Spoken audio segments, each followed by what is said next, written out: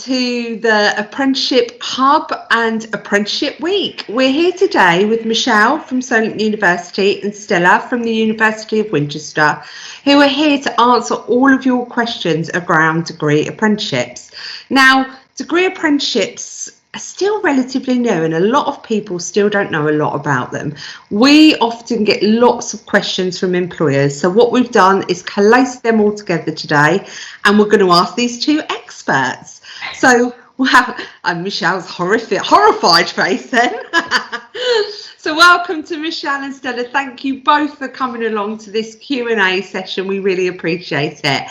So I'm going to start with the basics, Stella, if it's okay. Can you explain a little bit more about what a degree apprenticeship is? Yeah, absolutely, Jodie. Thank you.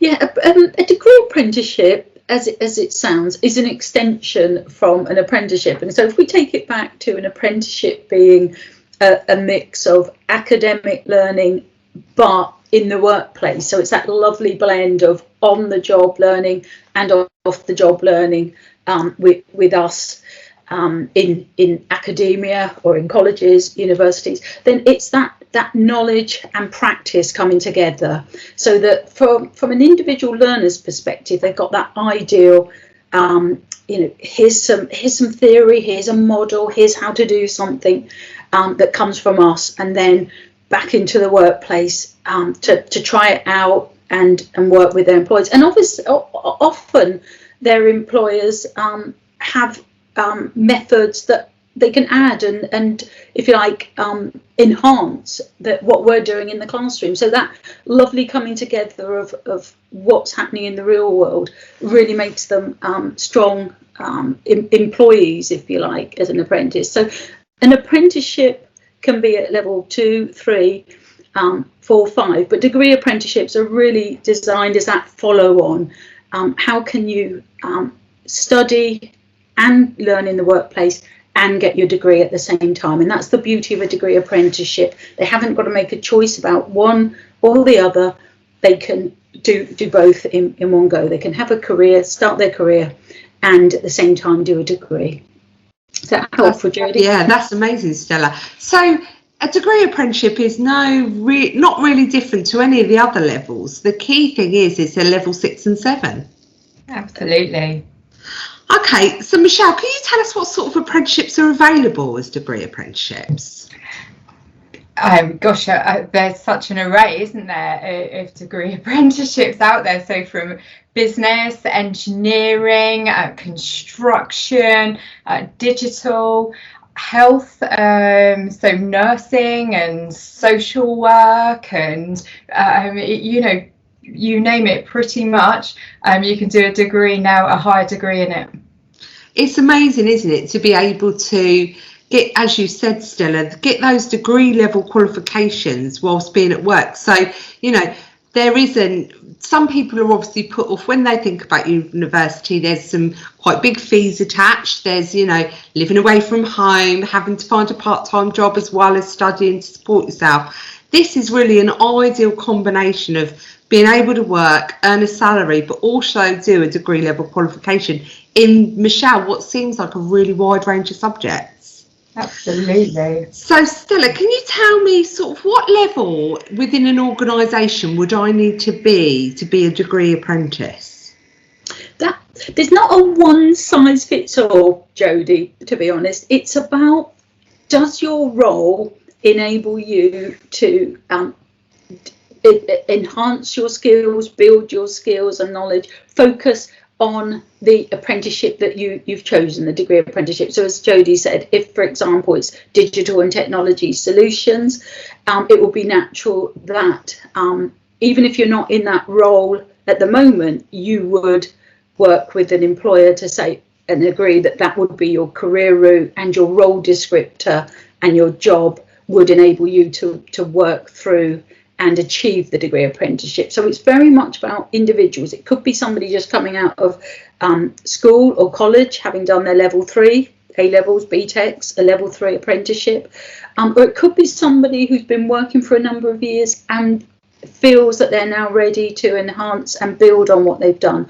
So it's not that you necessarily have to be at a particular level. It's about you and your employer working together to make sure that the experience that you're getting along the way is enabling you to demonstrate that you're benefiting from the programme and adding value back, not only to yourself but to the business. So that would be my start point if I was advising Jodie. I don't know if Michele wanted to add anything to that, but that's how I tend to shape it.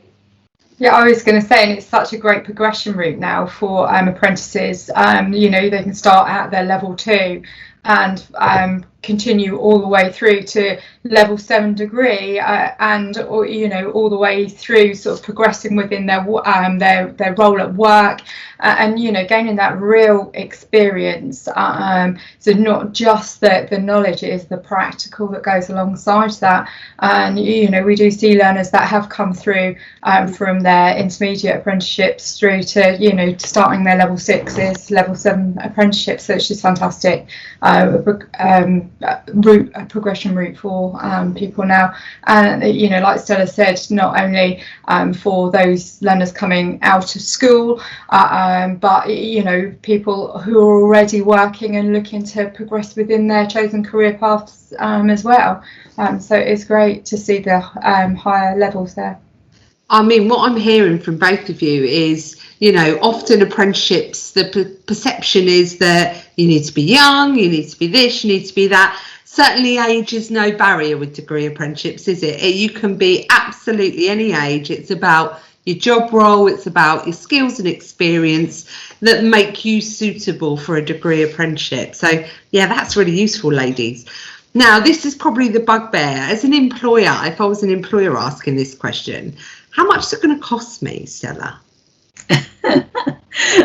Yes, you love that question. No, absolutely. And it will depend. So there's two ways of looking at it, I guess. It will depend whether you're a large organisation or classed as an SME. Now, basically, if you're a large organisation, you will know that you're paying into the apprenticeship levy, and that goes into your piggy bank, if you like, your pot of money that you can then spend to invest back into your team and purchase, if you like, an apprenticeship. It's your mechanism for paying for the programme.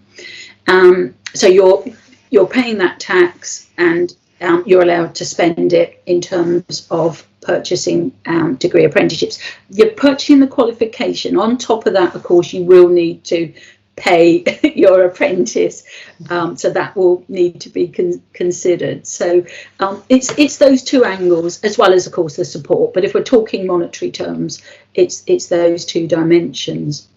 If you're an SME, on the other hand, there is government support up to 95% of the cost of an apprenticeship. So you, as a small business, think about it as 5% of the cost, and think of, if it's a degree, for example, and say the degree is 27,000. Very few of them are that amount nowadays, and I'll come to that in a moment. But if you think of that as only 5% of that amount, then that is, to get my sums right, something like 1,350 in the head there. But it is worth thinking about. It is an investment, even when it's tight times, to think about on top. And the reason I said about it, you can't say it's necessarily 27,000 or 25. Each of the apprenticeships has been designed by employers, and each of them has, in their development, has recognised that not all qualifications cost the same to deliver. Those that are highly tech, for example, cost a bit more than perhaps those that are more people-centric, those that are more medically orientated. The nursing one that Michele spoke about is very much very resource intensive. So they all come in at different prices, and depending on what you choose, it will be that pricing structure that has, if you like, guided the positioning of your thinking in terms of cost. That seems really cheap. So potentially I could be getting a master's for a little over £1,300. That seems really cheap. So, Michele, are they real degrees? Yeah, absolutely. You know, you follow this exactly the same. To gain a degree is the recognised qualifications that sit within each apprenticeship standard. So, yeah. I think what's really important to pull out, although, you know, that £1,350 is the maximum cost to the employer, to the actual individual, it's totally free of charge, isn't it? Yeah, in terms of monetary terms, absolutely, Jodie. In terms of the sweat and tears, they live through it. But no, the benefits are there. It really is a good route of career progression, if you like, and enables social mobility to come to life in our communities. Stella, can you tell me what's the main benefits of recruiting a degree apprentice versus, let's say, just taking on a graduate? I think there definitely are benefits, but I mean it will be up to each individual employer to sort of work through what they are. But I think the key ones that I hear are really that when you have somebody that has come through the university route, they're probably fortunate that they've had a placement or an internship, so that gives them that real world experience, and so they can. A full-time student, a graduate coming into the workplace will still offer a lot. But from a degree apprenticeship perspective, what I hear from our employer partners is that they're taking them, if you like, from that base level, and the apprentice is learning about the business through those 4 years. So by the time they get to the end of their apprenticeship, they are far more knowledgeable about the organisation, the business models, and, if you like, are probably adding more value at graduation level. They're above the apprentice, the full-time graduate, if you like, in terms of how they can use their skills and knowledge in the business. It's not to say that the graduates don't catch up quite quickly, because they are put through programmes of learning that support that. But I think on the ground, what I'm hearing is that because they're earning while learning all the way through, they're able to shape the employer, that is, shape the journey, shape the experience, and so make sure that the value is being added back to the business all the way through the journey. And invariably, I'm told by employers that when they graduate, they're usually, in terms of the business sense, graduate +1 as a minimum. So they are getting value for money back through that process, and that's what they've got to look for really in these hard times. And so that's why many of our employers have a mixed recruitment process. They like the maturity of the graduate coming in, but equally they like to grow their own. So very powerful models when used together. Lovely, thank you, Stella. You know, the average length of a degree apprenticeship is obviously between 3 or 4 years, because you're doing it whilst you're working as well. So, you know, could be traditionally seen as quite a big investment from both the individual and the employer. One of the questions we get asked by employers, you know, is, I'm obviously committing quite a lot of time and money to these individuals. What do I do? You know, what would I do if they left midway through or as soon as they finish? What's your experience with that, Michele?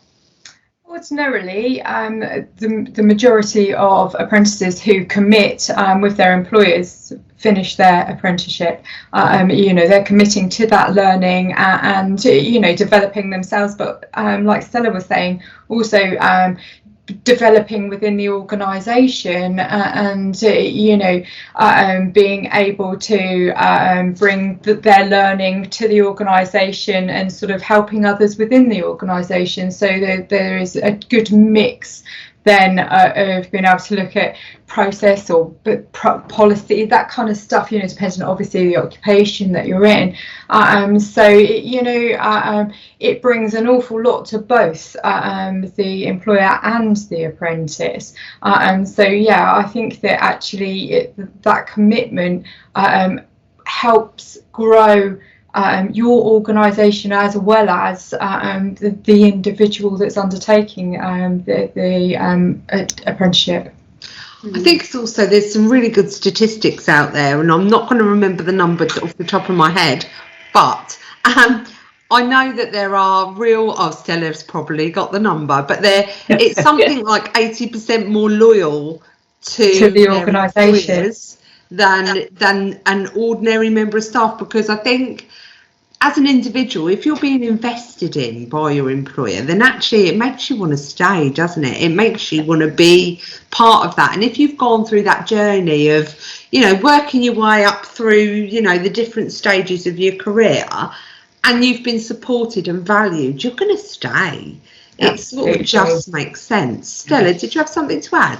Oh, I think you've really captured that well, Jodie, in terms of that bigger picture. And I think from both sides, both the employer taking on an apprentice, investing time and effort, and the apprentice recognising that and having their aspirations, when those two are considered and they work together so strongly, we very rarely have any failures along the way and people dropping out because of that support that comes both ways and the value that they do add back through the projects they do in the business. So if they drop out, I think we've been quite fortunate that we have, unfortunately, in the current climate, had a few that have lost their jobs. Not many, but obviously it's natural that people might. And I think across the region, our region, we are, again, very fortunate that some of our employers we've said, one of our apprentices unfortunately isn't able to continue. Are you able to support and take them on? And I have to say, whenever we've reached out, our partners across the region have been very supportive in recognising that even if they've only had 1 year of apprenticeship training, they are still able to bring a lot back into a business, and they're offering then to pick up that apprenticeship. So that lovely model of having continuity gives the apprentice some reassurance as well. I think that just emphasises how valuable they are, that, even part way through a degree apprenticeship, they're a valuable commodity, in a lot of the sectors that degree apprenticeships are in, whether that be nursing or IT and digital, these people and these areas have real skills shortages. So what better way than to train your own? To us three, it just makes sense, obviously. So I do have another question. This is about the difference between level 6 and level 7. Understand that it's different levels, but what is the step up between level 6 and 7? Stella, perhaps you could take this one for me.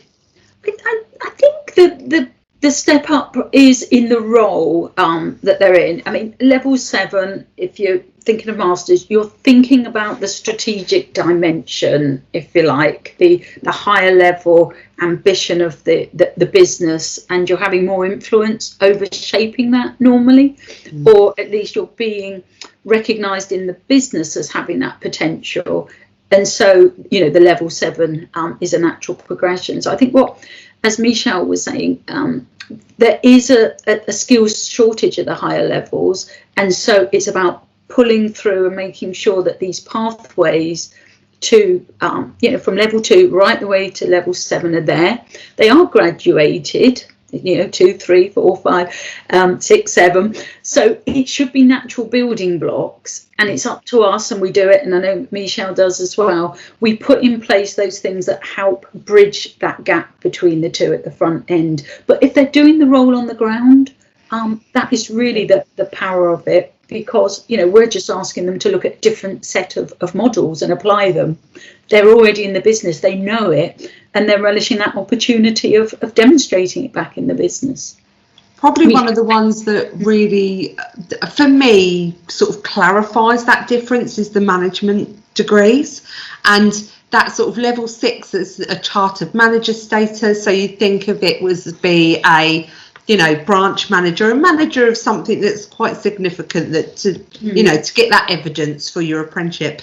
And then the level 7 is obviously senior leadership. So you can just tell from even the titles of those two apprenticeships, the sort of step that you're expected to make between level 6 and level 7. It's just that next level on, isn't it? this is an ongoing question across all levels of apprenticeships, but I'll ask you guys, and I've asked some other people as well, and I'm sure you'll all say the same thing. How much time of the working week will I have to enable my apprentice to be taken away from the workplace? What sort of timescales do I need to factor in, Michele? It's roughly equivalent to a day a week, really, and that's not necessarily every week. Some models will be a block release, or so there's many different delivery models out there for that. But individuals have to undertake at least 20% of their training off of the job, that is a commitment from both the learner and the employer to undertake, but equally they need that time to be able to understand and develop and learn the skills that they're going to bring back to the organisation. So it's really valuable that both parties sign up to that and understand that from the beginning, so that they get the best out of the programmes that they're following.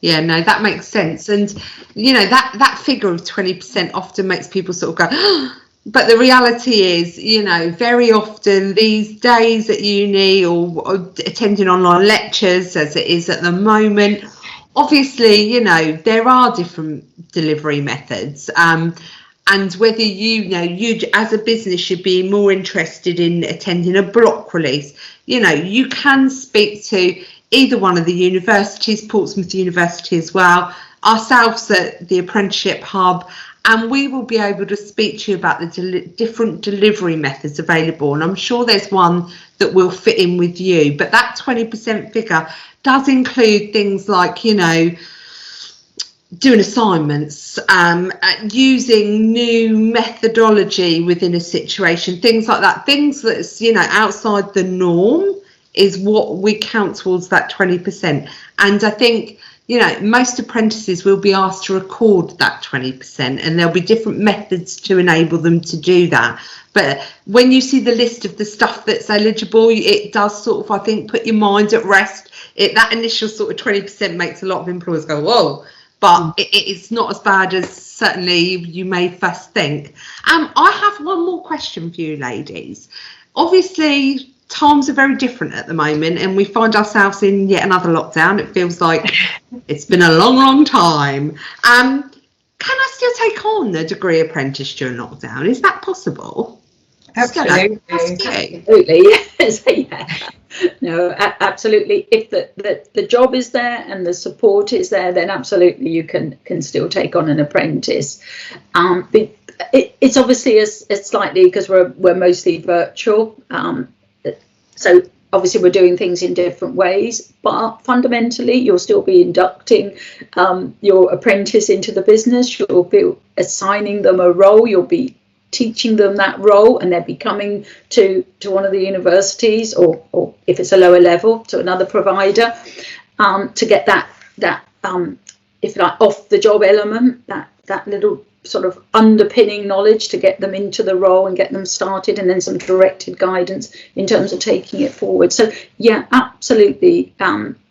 It's not, if anything, the skills need post-pandemic is really just highlighting that degree apprenticeships and apprenticeships more generally, and as will the T levels, are going to be very valuable in the future in support of growth of the economy and of our local region as well.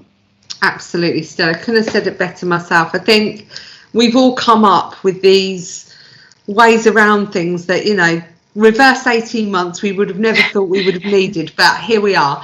I think the reality is that if someone is working, there is absolutely no barrier in them starting an apprenticeship. If you've got a job role that can be done virtually, can be done at home, or in fact can be done in the workplace, as there are still many workplaces open. Absolutely. But please don't let the pandemic, COVID, put you off from starting someone.